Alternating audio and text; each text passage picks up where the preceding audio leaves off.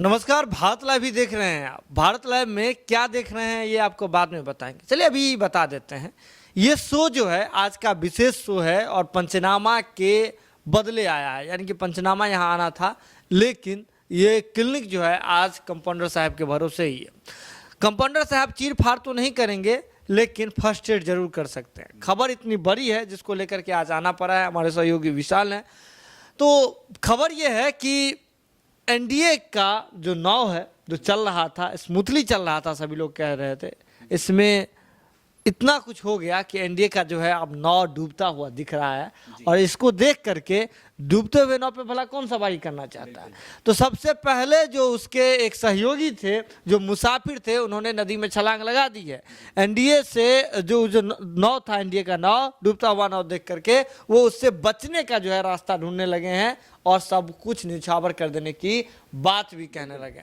चलिए आपको बता दें कि सिलसिलेवार तरीके से किस तरह से विशाल, हम चाहेंगे विशाल आपको बताए कि विशाल किस तरह से ये इस पूरे मामले को जो हवा जो है जदयू ने सबसे पहले दी और उसके बाद इस पूरे मामले में राजद कूदी, राजद के बाद बीजेपी भी कूदी और अब इस पूरे मामले का निष्कर्ष जो है निकलता हुआ दिख रहा है।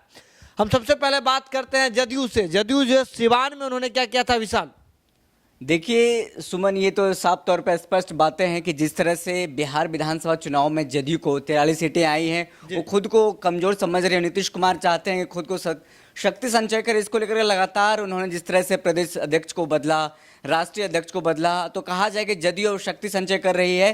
तमाम जो लोग हैं उसको मजबूत कर रहे हैं। इसी क्रम में हर जिले जा करके जिलावार बैठक कर रहे हैं, जान रहे हैं कि कहाँ पार्टी में कमी है। वहीं सिवान की अगर बात करें, सिवान में जो उनके पूर्व विधायक हैं, रंगीला विधायक है, डांस भी करते हैं, उन्होंने यह तक कह दिया कि देखिए हमारा जो गठबंधन है कब टूट जाएगा बीजेपी के साथ कहना मुश्किल है, इसीलिए नीतीश कुमार को मजबूत कीजिए, यानी कि हमारा जो नेता है नीतीश कुमार, उसको मजबूत कीजिए। ये सिलसिला सिवान से जदयू ने शुरू किया और सिवान के रास्ते होते हुए ये राजद कार्यालय तक पहुंची और राजद कार्यालय का जो आईटी विंग है, उन्होंने अपने सोशल मीडिया अकाउंट यानी कि ट्विटर अकाउंट पर इस पूरे मामले पर जो है दिलचस्पी लेते हुए कहा कि नीतीश कुमार कसमों कसमें है और खुद के मन को मरोड़ करके बार बार रह जा रहे हैं। इसके बाद हम बात करें इस पूरे मामले पर, तारकिशोर प्रसाद जो भाजपा की ओर से आपको बिहार में उप मुख्यमंत्री के पद पर विराजमान है, उन्होंने चुप्पी तोड़ी और यहाँ तक तारकिशोर प्रसाद ने कह दिया कि जो है हम बड़ी भाई की भूमिका में होते हुए भी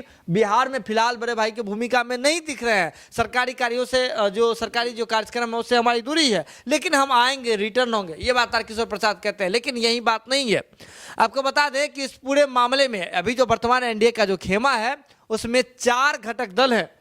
भाजपा है, जदयू है, जीताराम मांझी जी की पार्टी हिंदुस्तानी अवाम मोर्चा है और वीआईपी विकासशील इंसान पार्टी है मुकेश सहनी जी की। मुकेश सहनी पर हमारी पूरी बातचीत होगी। मुकेश सहनी जी 2014 के चुनाव के दौरान किस तरह से आपको दिखे थे, 2015 के चुनाव के दौरान किस तरह से दिखे थे, आपको बिल्कुल याद होगा। निषाद विकास संघ के थ्रू आए थे और आरक्षण को लेकर के आए थे। एक ही मकसद था कि आरक्षण दिलवाना है अपने समुदाय को, अपने समाज को। बार बार जो वीआईपी के नेता हैं और कदावर राष्ट्रीय उपाध्यक्ष हैं, हम बात कर रहे हैं राजीव मिश्रा जी, इस बात का ही दावा करते हैं। कुछ दिन पहले भी उन्होंने कहा था कि अगर निषाद समाज कह दे, अगर सवाल उठा दे मुकेश सहनी पर और उनका अगर समाज चाह लेगा तो मुकेश सहनी जी 1 घंटे के भीतर जो है इस्तीफा दे देंगे बिना पल भर देर किए हुए। लेकिन पूरा मसला जो है निषाद समाज के आरक्षण पर टिका हुआ था। 2014 और 2015 के बाद जब भाजपा की ओर से रिस्पांस नहीं मिला, आरक्षण को लेकर के बातचीत नहीं हुई थी, आपको याद होगा कि मोहन भागवत का आरक्षण वाला क्या बयान आ गया था। इसके बाद मुकेश सहनी ने अपना खेमा बदल लिया, महागठबंधन में आ गए। महागठबंधन में फिर राजनीति देखने लगे और बिहार विधानसभा चुनाव 2020 से ठीक पहले पीठ में खंजर घोंपने का आरोप लगा करके वो वहां से विदा ले लिए थे। हालांकि इसके बाद जो क्या कुछ हुआ था, आपको भारत लाइव की टीम लगातार पूरे मामले पे अपडेट दिखा रही है। लेकिन अपने समाज के वोट के बदौलत मुकेश सहनी जी जो है विधानसभा चुनाव में हारने के बावजूद, हार का मुंह देखने के बावजूद, एनडीए ने जिस तरह से एनडीए खेमा ने उनसे वादा किया था बिहार विधानसभा में लड़ने के लिए उन्हें 11 सीटें दी जाएगी, 1 एमएलसी का सीट मिलेगा। बहुत सारे लोग थे जिनका उन्होंने एक लंबी फहरिस्त जारी की थी कि उस पर वो एमएलसी बनाएंगे वीआईपी की ओर से, लेकिन उन सभी लोगों को नहीं बनाते हुए मुकेश सहनी वहाँ खुद गए और फिलहाल बिहार सरकार में मत्स्य एवं पशुपालन विभाग के मंत्री हैं। इसके पीछे ये बातें बताई जाती है कि ये सभी बातें जो है भाजपा के रहमो करम पर है और इसी लिए उन्हें भाजपा का इलाज भी बताया जाता है। भाजपा का इलाज मुकेश सहनी की पार्टी वीआईपी को बताया जाता पहले है। आपने सुना होगा खबर में जो आई थी कि नीतीश कुमार और बात जिस तरह से बातें चल रही थी और मुकेश सहनी को 18 महीने के लिए एमएलसी जो बनाया गया जी। है, इससे वो बेहद नाराज थे। वो नहीं चाह रहे थे कि 18 महीने का एमएलसी मुझे बनाया जी। जाए। पूर्णकालिक वो एमएलसी बनना चाहते थे, पूरा 5 साल के लिए सरकार में रहना चाहते थे। वो नाराज भी चल रहे थे, इसको लेकर के बेहद कड़ा रुख अख्तियार किया और डायरेक्ट चले गए नीतीश कुमार के पीछे पीछे दिल्ली जाकर के बीजेपी के जो गृह मंत्री हैं, बीजेपी के नेता हैं, अमित शाह से मुलाकात की है। उन्होंने अमित शाह को क्या कुछ बोला, लेकिन अमित शाह साफ साफ 2 टुक शब्दों में कह दिया कि नहीं, आपको 18 महीना वाला ही एमएलसी मिलेगा। उसके बाद फिर दौड़े भागे हैं बिहार में और बिहार में आकर के मंत्री एमएलसी का मुद्दा फिर एक बार तब जो है गर्मा जाता है जब उनके भाई संतोष सहनी जाकर के विभागीय कार्यक्रम में उद्घाटन कर देते हैं। इसको लेकर के विपक्ष हो या पक्ष सभी उस पर सवाल उठा देते हैं। मुख्यमंत्री नीतीश कुमार को सफाई देना पड़ता है, लेकिन सफाई के पीछे भी ये बात थी कि मुकेश सहनी ने बंद दरवाजे में मुख्यमंत्री नीतीश कुमार के सामने इस बात का जो है मांग कर लिया था उन्होंने कि अपने भाई को भी जो है अब एमएलसी बनाएंगे, एमएलसी के बाद वो मंत्री बनाएंगे। जिसके बाद काफी समझाने बुझाने के बाद और बीजेपी के द्वारा इस पूरे मामले पर एक्शन लिया गया जब मुकेश सहनी जी शांत हुए थे। लेकिन आपको बता दें कि इसी बीच जो केंद्रीय सामाजिक न्याय एवं सहकारिता मंत्री हैं, माफ कीजिएगा, केंद्रीय सामाजिक न्याय एवं सहकारिता राज्य मंत्री हैं रतनलाल कटारिया जी हैं, उन्होंने अगर बात करें तो साफ तौर पर स्पष्ट कर दिया कि पूरे देश से जो निषाद समाज के आरक्षण की जो मांग हो रही थी, ये मांग जो है बहुत सारे मानकों पर जो है मापदंड पर खरा नहीं उतरता है और इसके बाद इस कारणवश जो है इस प्रस्ताव को निरस्त किया जाता है। निरस्त करने को लेकर के बातचीत चल रही है, यानी कि निषाद समाज को आरक्षण नहीं होगा, तो ऐसा नहीं मिलेगा। ऐसे में सबसे बड़ा सवाल खड़ा हो जाता है, प्रश्न चिन्ह जो है लग जाता है मुकेश सहनी पर बिहार की राजनीति में, क्योंकि इसी समाज के वोट के बदौलत मुकेश सहनी जी सत्ता में आए हैं और आज राजयोग का जो है राजभोग कर रहे हैं। तो ऐसे में उन पर जब पत्रकार ने भी सवाल किया तो उन्होंने कहा कि वो पटना से लेकर के और बिहार से लेकर के दिल्ली तक का दौर जो है जारी रखेंगे और इस पर उन्होंने कहा कि हम कुर्सी छोड़ देने तक की उन्होंने बात की, उन्हें कुछ नहीं चाहिए, निषाद समाज के आरक्षण की बात चाहिए। अब मुकेश सहनी जी करे भी तो क्या करे, क्योंकि अपने समाज के वोट के बदौलत ही और उसी विश्वास पर निषाद समाज को जो है निषाद समाज के विश्वास पर ही मुकेश सहनी जी आज जिस पद पर हैं, जहां हैं, उनके पीछे निषाद समाज का बड़ा एक हाथ है। बिल्कुल कुछ कहना चाहूंगा, जिस तरह से उन्होंने निषाद समाज और मल्ला समाज को लेकर के आगे बढ़ा है और जिस तरह से उनकी राजनीति रही है, अगर उनको डर लगने लगा है अगर ये मेरा समाज मेरा साथ छोड़ देता है तो आने वाले दिनों में आने वाले जो चुनाव होने वाले हैं, फिर विधानसभा चुनाव हो, फिर लोकसभा चुनाव हो, उसमें हम नजर नहीं आएंगे। इसीलिए वो चाहते हैं कि अपनी स्थिति को मजबूत करें और हमारा समाज हमसे पीछे ना हटे, क्योंकि आपने देखा होगा हमारे चैनल पे ही कई निषाद समाज के जो नेता हैं उन्होंने आकर के खुद कहा और इस्तीफा दिया है, कहा है कि जो निषाद समाज से उन्होंने गद्दारी किया है मुकेश सहनी ने और हमें मुकेश सहनी को हम नेता नहीं मानते हैं। इसीलिए उनको कहीं ना कहीं अब डर लगने लगा है कि अगर निषाद समाज जो हमसे बिछड़ जाएगा, हमसे रूठ जाएगा, तो फिर क्या करेंगे, हमारी राजनीति खत्म हो जाएगी। हम जो मुंबई से भाग करके बिहार आए थे फिर क्या करेंगे राजनीति में, क्योंकि भाई को भी अपना मंत्री बनाना है। सबसे पहले 2-3 बातें क्लियर करनी होगी। जिस तरह से उनका भाई संतोष सहनी की बात करें, उनको पहले से ही बिहार सरकार में मंत्री रहते हुए मुकेश सहनी को संतोष सहनी को कई कार्यक्रम में भेजा गया था। कहीं न कहीं उसको चस्का लग गया है और वो चाहते हैं कि एक और एमएलसी पद मिले, नीतीश कुमार उनको दे ताकि उनके भाई भी मंत्री बने।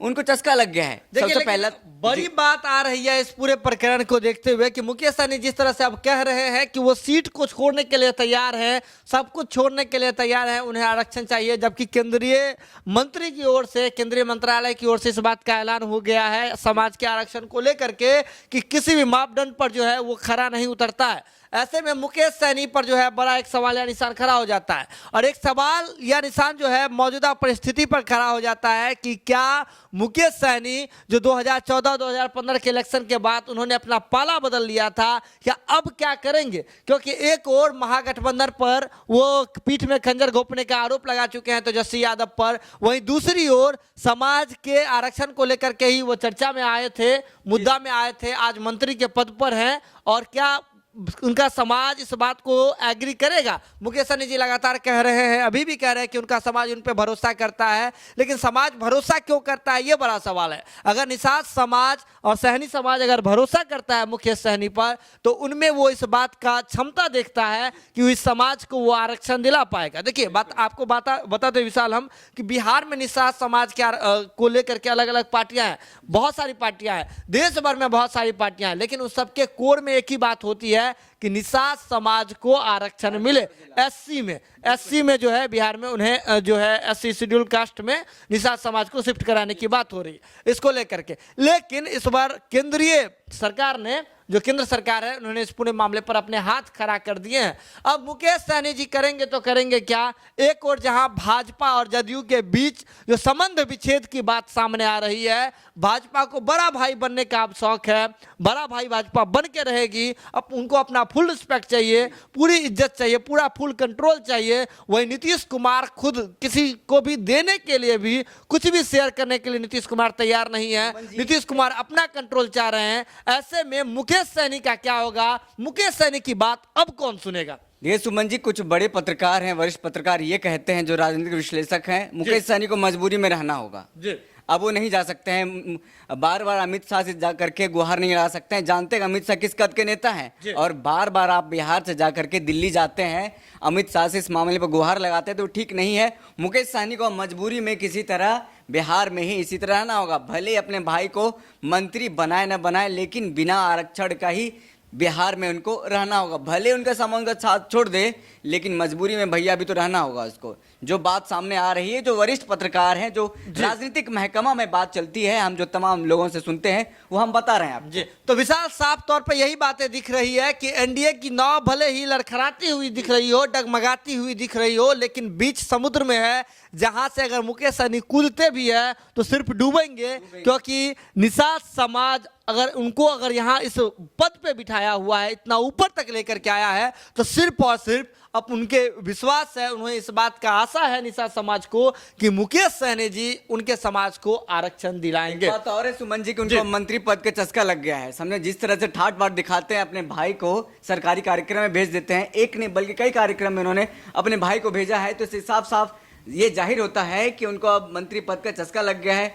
अब वो कुछ भी हो जाए, मंत्री पद नहीं छोड़ेंगे। भले ही एनडीए में टूट कहीं और से हो जाए, तो फिर तो हो सकता है, क्योंकि अभी ये गारंटी नहीं कह सकते हैं कि सरकार 5 साल तक चलेगी, नहीं चलेगी। कुल मिला के देखिए तो एनडीए में अभी खलबली जो है मची हुई है। ये किस ओर जो जाती है, ये आग जो है, ये जो चिंगारी है, किस घर में आग लगाती है, ये भारत लाइव की टीम सबसे पहले आप तक जो है पहुंचाएगी। इसके लिए जरूरी है कि आप भारत लाइव के साथ जुड़े रहें, यूं ही खबरों को देखते रहें, शेयर करते रहें, अन्य लोगों तक पहुंचाते रहें। आज के इस एपिसोड में, इस खास पेशकश में जो है बस इतना ही। यही जो आज हम विराम चिन्ह लगाएंगे, लेकिन आप हमें आर्थिक सहयोग भी कर सकते हैं। एक यूपीआई नंबर नीचे लगातार स्क्रॉल हो रहा है, वहां आकर के आप हमें सहयोग कर सकते हैं। कमेंट बॉक्स लगातार खुला हुआ है। क्या लगता है आपको, किस ओर जो है ये सियासी संग्राम कहां जाकर के विराम लेगा? आप हमें आकर के कमेंट बॉक्स में बता सकते हैं। जुड़े रहे भारत लाइव के साथ, खबरों का सिलसिला लगातार जारी है। बहुत बहुत धन्यवाद। अगर ये वीडियो पसंद आई और वह बिहार के राजनीति और बिहारियत से सरोकार रखेनी, तो सब्सक्राइब बटन दबा के चैनल के सब्सक्राइब कर ली। ओजे एगो घंटी बा, ओकरा बटन दबा देला से कुल सटीक और मारक खबर रुआ मुफ्त में मिल जाई। अगर रुआ पत्रकारिता के हमनी के नया प्रयोग में सहयोग कर चाहतानी, तो ज्वाइन बटन दबा दी। पेटीएम नंबर नोट कर ली 9386816700। धन्यवाद।